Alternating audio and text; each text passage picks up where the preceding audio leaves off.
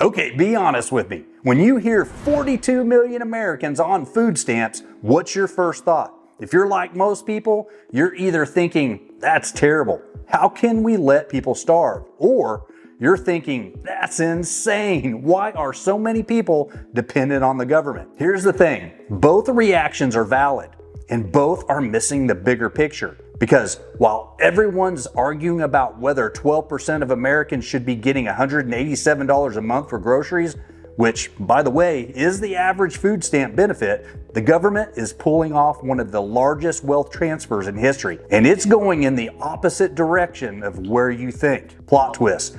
The real money isn't going to struggling families. It's going to people who already have money, like way more money. And today, I'm going to show you 5 reasons why the food stamp debate is basically a magic trick. Look over here at this shiny controversy while we pickpocket you over there. And don't worry, I'll tell you exactly how to protect yourself from this financial shell game at the end. So stick around because your wallet is literally being emptied while you're distracted by the wrong argument. Reason number 1, the math doesn't math. The 42 million sounds scary illusion. All right, let's start with the number everyone's freaking out about. 42 million Americans on food stamps. That sounds like a lot, right? And it is. That's 1 out of every 8 people. 12% of the entire country. But here's what nobody's talking about. According to the USDA, the average person on food stamps gets $187.20 per month. Not per day, per month. Real talk. When I went bankrupt in my late 30s, and yeah, that's a fun story for therapy, Daisy and I were living on about $2,000 a month after all our bills. And let me tell you, an extra $187 for groceries wouldn't have made us feel like we won the lottery. It would have just meant we could have stopped doing the ramen noodles for dinner 3 times a week challenge. And here's the thing, the median household income in America right now is $83,000. That sounds pretty good, right? But after taxes, and oh boy, are there taxes, which we'll get to, a family making that much with a couple kids, they're probably living paycheck to paycheck. Maybe they've got $200 left over at the end of the month. Maybe. So when people show you those viral videos of someone complaining about their food stamps getting cut, and they've got a cart full of steak and lobster, yeah, those exist, and they're rage bait. Because the average person is getting enough to buy, let me do the math here, about 1 week of decent groceries for a family of 4. That's it. And fast forward to now, and I see this in my friend Eric's situation all the time. Eric's 51, works in tech, makes good money, but with 2 teenagers, a mortgage in California, and everything else, he jokes that if food stamps were offered to him, he'd probably take them just for the breathing room. So drop a comment below. What's the dumbest thing you've ever bought when you were broke thinking it would fix your money problems? I'll go first. I once bought a $400 investment course on how to flip houses when I couldn't even afford a down payment on a garden shed. Well, let me know down in the comments. The thing is, $187 a month isn't the problem. And when you do the math, spoiler alert, we're about to do a lot of math in this video, food stamps are literally 1.5% of the federal budget. That's about $100 billion out of a nearly $7 trillion budget. To put that in perspective, that's like worrying about the guacamole charge at Chipotle when your car payment is eating half your paycheck. Reason number 2, follow the real money, the look over there distraction. But here's where it gets juicy. While everyone's fighting about that $100 billion for food stamps, let me show you where the big money actually goes. Social Security, $1.35 trillion. Medicare, $874 billion. That's just those 2 programs. And that's more than 13 times what we spend on food stamps. And get this, according to the Federal Reserve, there's this fascinating correlation in economics. It's not complicated, it's actually super simple. The longer you live, the more wealth you accumulate. Age and wealth are basically the same thing. The tightest correlation in all of social science. So who's getting Social Security and Medicare? Rich old people. Okay, not all rich, but here's the thing. Over 50% of retirees never touch their retirement savings. They just live off Social Security and pensions and let their 401ks grow so they can pass them on to their kids. Real talk. I have this friend, Alan, who's 80 years old, built a 9-figure business, and is sitting on more money than most people will see in 10 lifetimes. And you know what he gets every month? A Social Security check and Medicare. Does he need it? Absolutely not. Does he take it? Of course he does. The government took money from him his whole working life. He's just getting some of it back. But here's the problem. The government isn't taking it back from Alan's pile of money. They're taking it from 25-year-old Emma, who's making $45,000 a year, has $60,000 in student loans, and is trying to save up for a wedding while living with 2 roommates. We're literally taking money from young, broke, working people and handing it to old, wealthy, retired people. That's not charity. That's not a safety net. That's just backwards. Food stamps go to people who need help buying groceries. Social Security, it's basically subsidizing rich people's retirement so they can leave bigger inheritances to their already wealthy kids. And the amount we're talking about isn't even close. Medicare and Social Security alone cost more than all the income taxes collected every year. The government could eliminate every other program, defense, education, roads, food stamps, everything, and they'd still run a deficit just trying to pay for those 2 programs. That's 5,600 Chipotle burritos per person per year going to retirees. Just saying. Okay, on to reason number 3, the tax trap that creates dependency. Your safety net is actually a spider web. Okay, so here's where things get dark. And by dark, I mean makes you want to throw your laptop out of the window dark. Let me paint you a picture. You're 28 years old, you're making $55,000 a year, you've got a couple of kids, maybe a spouse who works part-time, and you're trying to do everything right. But between federal income tax, state income tax, Social Security tax, Medicare tax, property tax, sales tax, and about 17 other taxes I'm forgetting, you're losing almost half your income. And here's the kicker. That money is going to fund programs that primarily benefit people who are older and wealthier than you. So now you're stuck. You're working full time. You're playing by the rules, but you're also kind of broke. Like not homeless broke, but can't afford an emergency broke. One car repair away from disaster broke. And then someone says, hey, you qualify for food stamps. And suddenly that extra $187 a month sounds pretty good. Because it is pretty good when the government has already taken half of everything you've earned. Plot twist. This is by design. When I was in my 20s working as a pharmacist, before the bankruptcy, before the 7-figure business, before I figured any of this out, I was making about $65,000. Daisy stayed home with Hunter, and we had nothing left over, and I remember thinking, if someone offered me any kind of assistance, I'd probably take it just to breathe a little easier. And here's the problem. The more you rely on the government for survival, the less freedom you have. And I'm not talking about some abstract philosophical freedom. I'm talking about real, practical, can you quit your job if your boss is terrible freedom. You see, independence and freedom are different words, but they're connected. Freedom means nobody can tell you what to do. Independence means you don't need anybody to survive.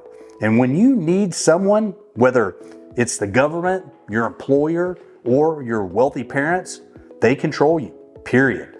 The government knows this. And that's why they create systems that take your money, then offer some of it back to you as benefits. It's like a pickpocket who steals your wallet, then offers to sell you back your own driver's license for $5 and calls it charity.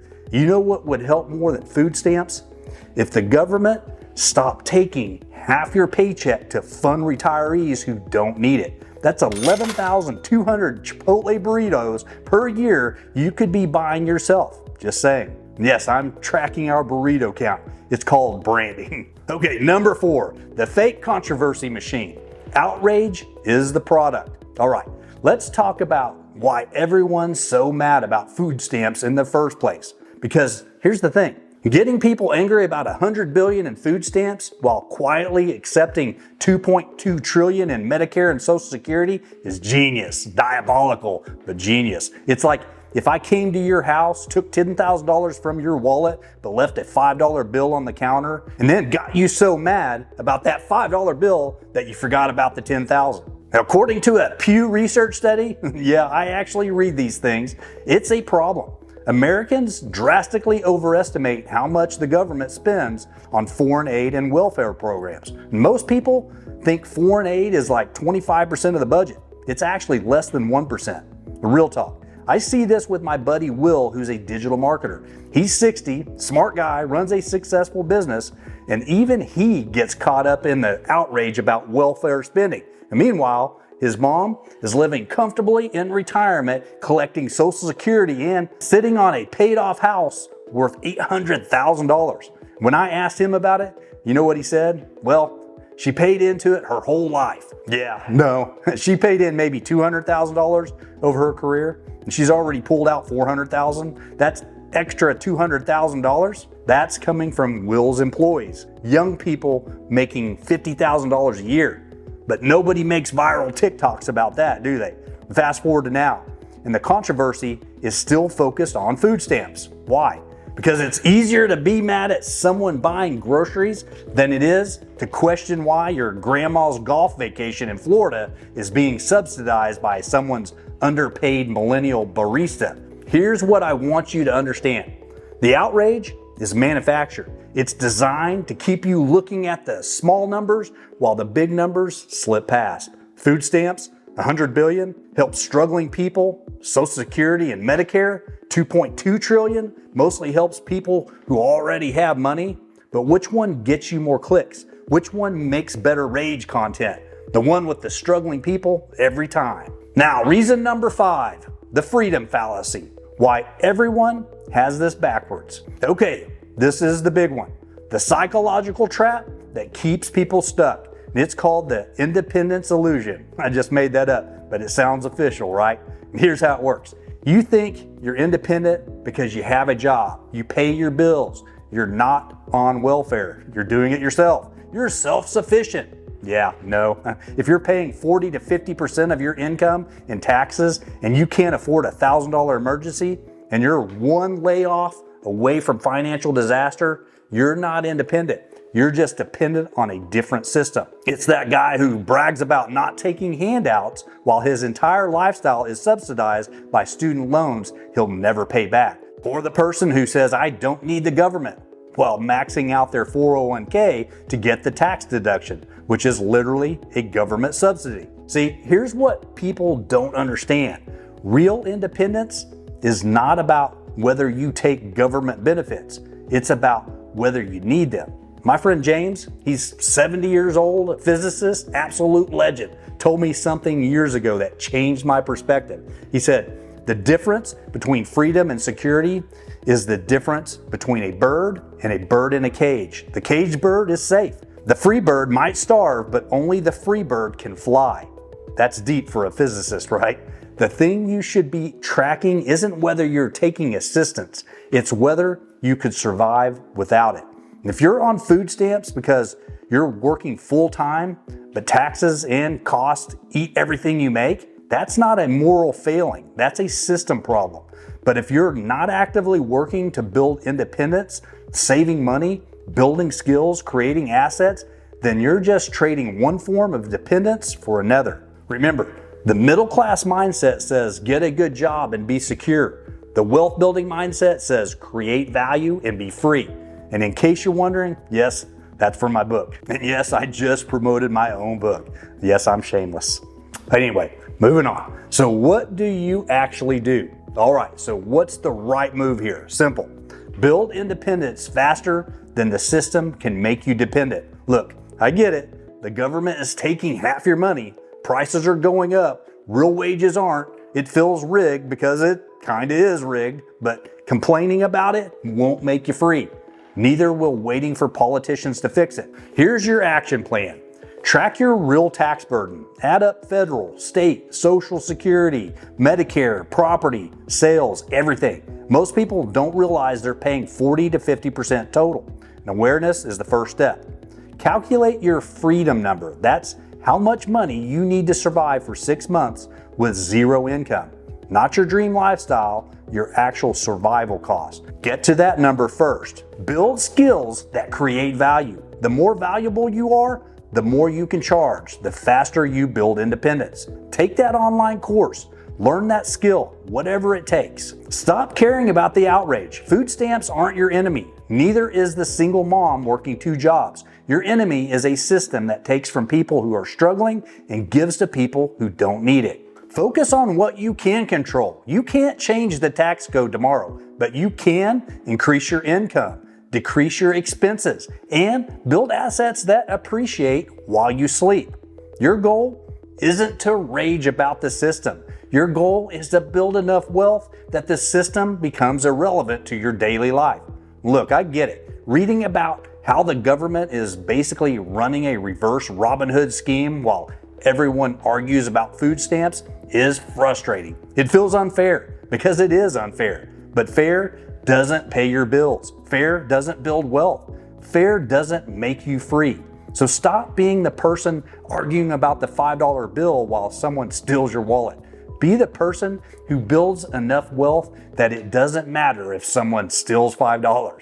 Okay, well, that metaphor kind of got away from me a little bit, but you get what I mean. Just focus on building independence. Future you will thank you. Current you might need therapy, but that's what the emergency fund is for. And maybe some burritos. Definitely some burritos. If you want to learn about how to actually build that independence without relying on the system, check out my video on building passive income right here. Now, stop watching YouTube and go make some money. And peace be with you, and may your wealth grow faster than the government's spending.